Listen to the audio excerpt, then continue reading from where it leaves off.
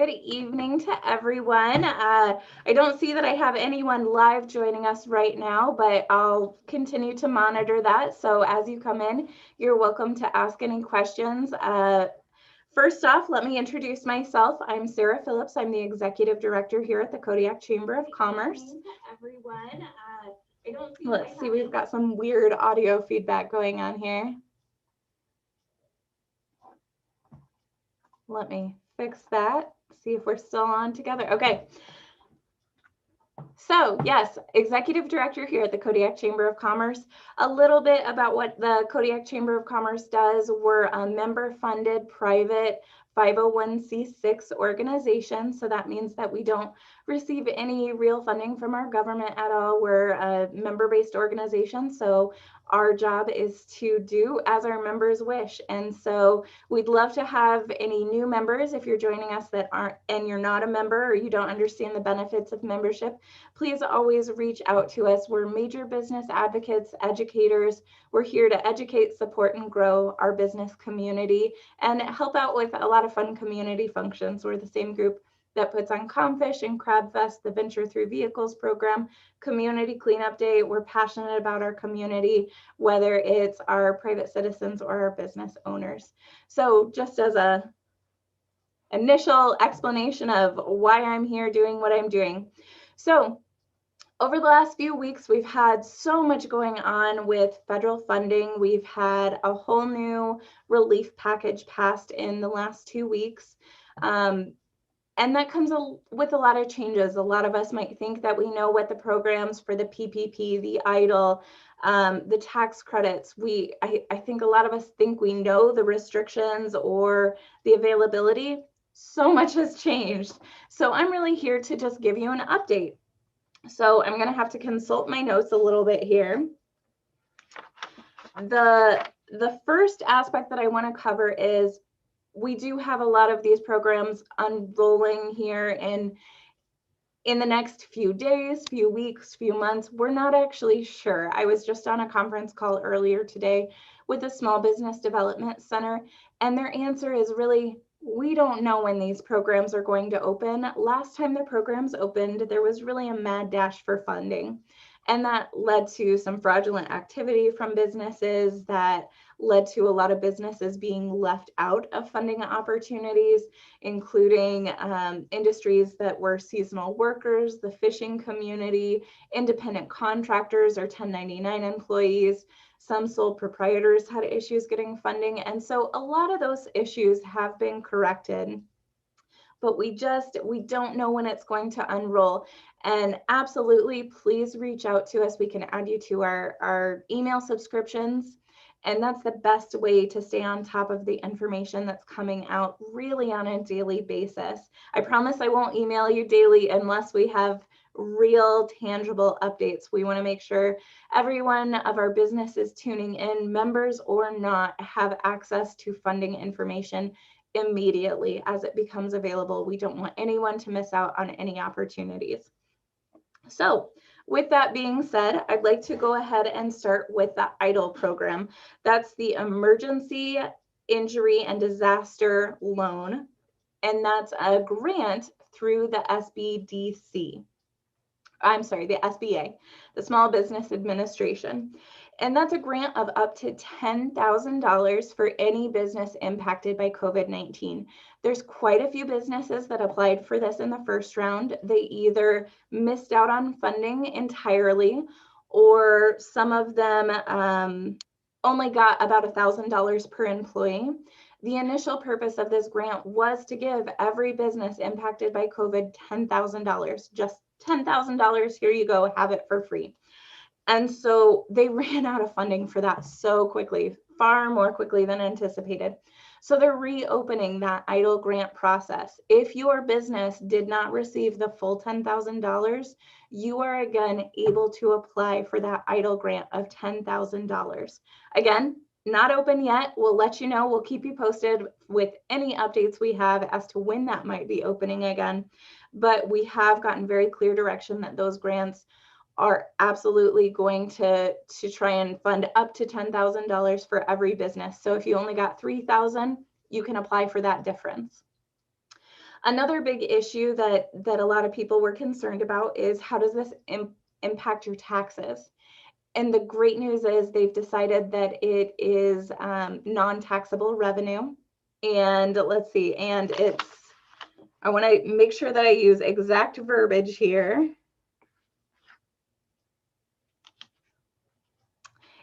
It's forgivable loans, and they are considered deductible business expenses. So non-taxable and deductible business expenses. So that's huge. That really helps our businesses not get that surprise tax bill at the end of the year. Another one of the caveats to this EIDL grant was many people applying for PPP found out that because they had received some EIDL funds, the amount of funds they received from EIDL were taken out of the amount they could get from PPP. That's no longer the case. You're able to receive full funding from both programs. So don't hesitate to apply for that full $10,000 EIDL grant if you didn't receive the full $10,000 the first time around. So that transitions us over into the PPP, the Payroll Protection Program. There's been the first round of PPP and then what they're calling a second draft or a second draw. I'm sorry, second draw. And so businesses that did not qualify or did not get any funds during the first round of PPP, they have actually set aside funds so that your business can. And so again, a lot of those that were excluded from the PPP early on and kind of gave up were seasonal businesses, 501c6 organizations, fishermen, 1099 employees. Really, it goes on and on. So if you didn't qualify for the first time for the PPP, or you qualified, but you didn't qualify till way later and maybe they were out of funds, please apply again. That's really important. So that first round of PPP has the exact same restrictions as previous. So you don't have to show a specific income loss. It is just straightforward. Let's keep our people employed. Now, if you have had the first round of PPP, you did qualify, you did receive funds, you do qualify for the second draw, is what it's called.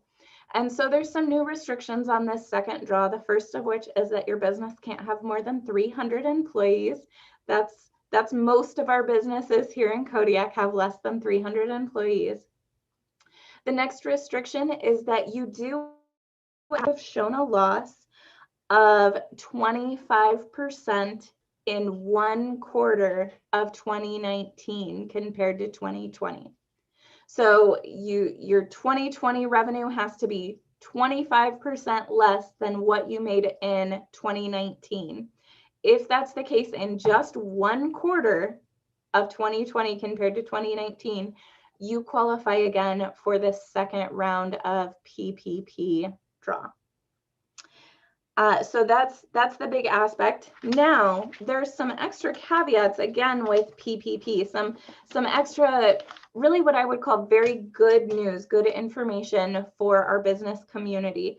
So previously, the first time with PPP, it could only be used to cover payroll, interest on mortgage obligations, rent obligations, and utility payments. All of those are still considered appropriate use of the PPP funds this round, but they've also added operations expenditure, property damage cost. Now that has to be a specific property damage cost to COVID, or if there were riots or things that happened in your area, which again, we didn't have that here in Kodiak. It can also be used for supplier costs and worker protection expenditure. The big thing to remember on this one is that 60% of the revenue you get from the PPP loan does need to be used for payroll. So it's a 60-40 split. 60% has to go to your employees. So again, we've talked about that 25% documented loss for the second draw. It does not apply to the first draw. All the PPP loans are forgivable. So that means that it's going to start out as a loan, and then eventually you're going to have to show what you used those funds for. As long as you used them for one of those 8 options, your loan is forgiven. It just doesn't have to be an issue anymore. And it's all a deductible business expense and will not count against you on your taxes. So you don't have to worry about a surprise tax bill. This is a huge program that I really want to encourage everyone to take advantage of that can. Some of the people that couldn't use this would be people who have not used up their first round of PPP funds, or people that did not use their funds correctly the first time around. If they did not make it through the forgiveness program, we're not really sure if they're going to be able to use the second draw. You can go ahead and try. We're just not sure how that's going to balance out yet. Okay, so that's EIDL and PPP updates. Again, fairly extensive. With the PPP, you take your monthly payroll average and you multiply that times 2.5. So you'll get about 2.5 months of payroll out of it, hopefully. And again, using 60% to pay employees, 40% can be one of the other items on that list. However you choose to do that, that's just fine. I encourage you to work with a financial professional to make sure that you do have it all documented appropriately so that you can get that appropriate forgiveness at the end of the year. The next, oh, I'm sorry, I have one more thing on the PPP. So 2.5 times for most of our businesses, those in the hospitality industry, so our hotels, our bars, our restaurants, anyone in that hospitality industry actually gets the opportunity to have an increased PPP, and they actually get 3.5 times their monthly payroll. So not significantly more, but really can make a difference. So that's really exciting. We know that our hospitality industry hurt a lot more in the first COVID shutdown, especially that PPP just wasn't enough. It went away instantly. And restaurants are able to use so much of that money now for supplier costs, which is huge, because if you have perishable items, that's a big thing you need to be concerned about. So moving on to the next one, we've covered EIDL and PPP. The next one I want to talk about is the Shuttered Venue Operator Grant. And so what this is really for is organizations that make most of their money off of ticket sales, and it does have to be your primary revenue for that facility. So places that it applies well to here are going to be things like the movie theater, the convention center, our museums. Those are our big revenue specific dependent organizations.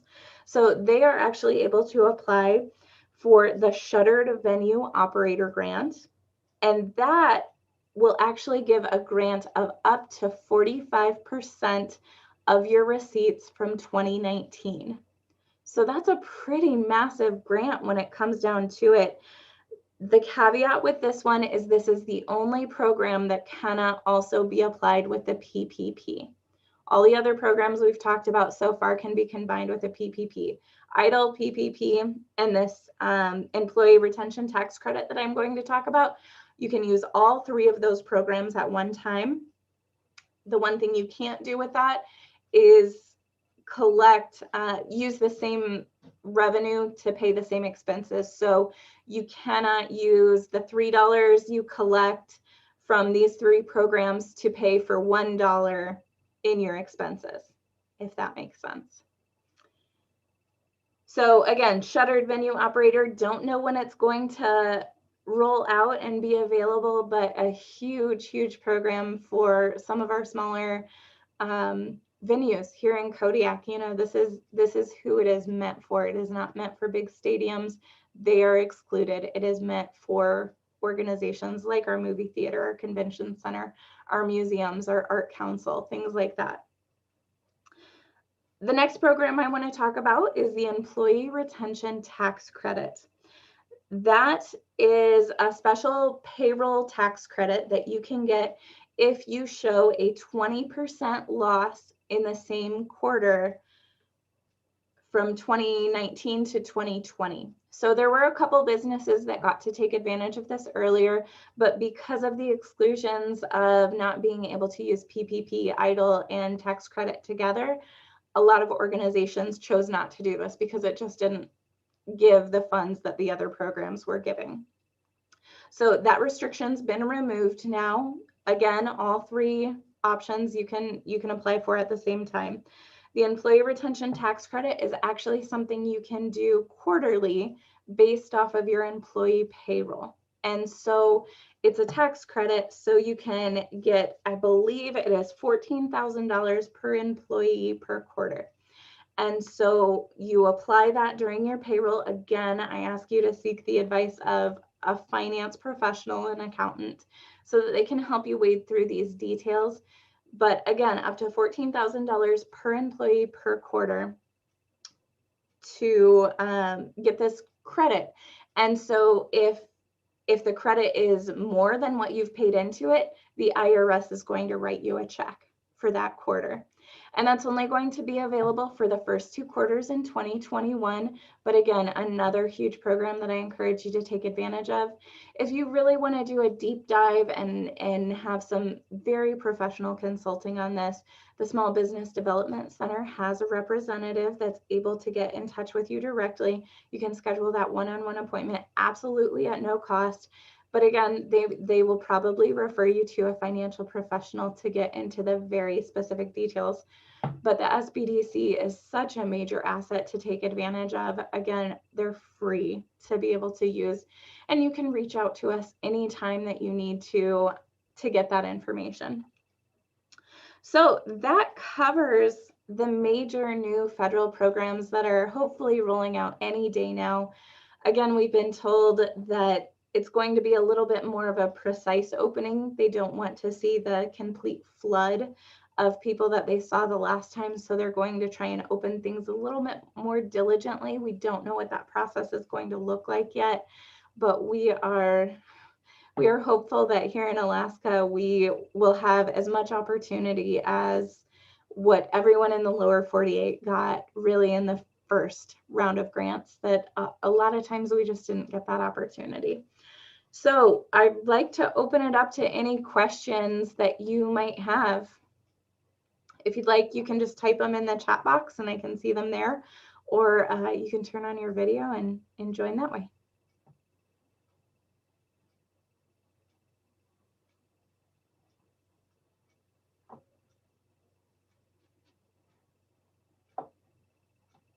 Okay, I don't see anything that's come in yet. So I'm going to move into more of a very local Kodiak specific portion now, which is really just discussing how COVID-19 is impacting Kodiak specifically. So right now, we do know that we are still in that red level status. Most of our businesses are at 25% occupancy or closed entirely.